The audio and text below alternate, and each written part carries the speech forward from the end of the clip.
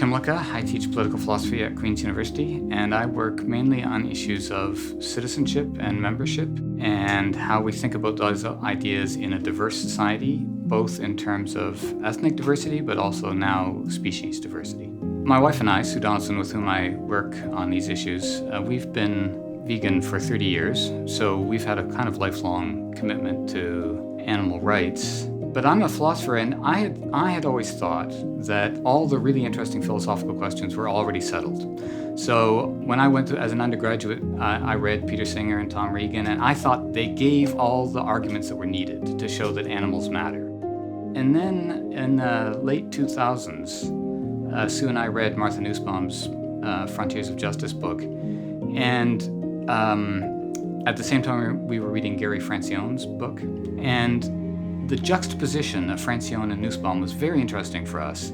They both, in a way, believe in animal rights. They both were arguing that we should take animals seriously from a moral point of view. So they both had this commitment to the moral status of animals, but they drew diametrically opposite conclusions about how we should relate to wild animals and to domesticated animals. And Sue and I both just thought that we needed a third way. And so that was the origins of our work on Zoopolis. So we're interested in what justice requires in our relations with animals, and we think that in order to know what justice requires in our relations with animals, we need to know how they want to relate to us. We need to ask animals how they want to relate to us. And we need to give them opportunities to experience different ways of relating to us so that they can express a preference, so they can tell us what ways of relating to us are good for them. At one level, that should be kind of obvious, that we need to know how animals want to relate to us. To my mind, it kind of really should be the first question in animal ethics, is how do they want to relate to us? But of course, there's multiple challenges involved. One is, how do we provide different options? How do we decide what range of options we would be providing for animals? But then there's the interpretive question. Even if you provide these options, how do you know what animals are telling us? And so, and how do you deal with issues about adaptive preferences, and how do you know how confident can we be that we're correctly interpreting the expression? This is all kind of uncharted territory, and so there are also kind of ethics questions about, if we're trying to do research with animals rather than research on animals, what are the ethical requirements? We don't have well-established ethical protocols for doing this kind of work, and most of what we're doing is primarily making the case that we just need to engage these challenges. We don't have the solution to these challenges. We don't have the answers to these questions. Just that we think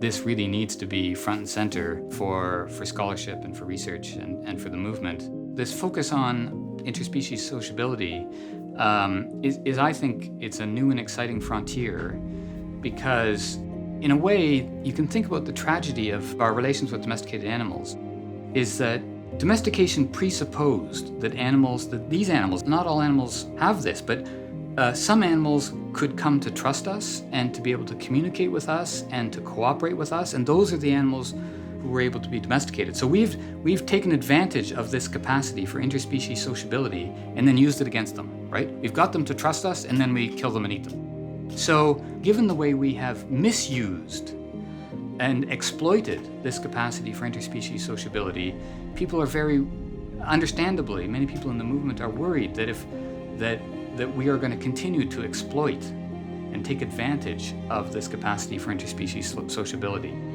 And obviously we need to safeguard against that, but what Sue and I think is that actually this is a kind of untapped potential, that it's an extraordinary capacity that makes possible a range of goods, a range of experiences for both humans and animals that we would not be able to enjoy otherwise, right? And so this capacity for interspecies sociability opens up a whole new vista of possible relationships that we have yet to explore.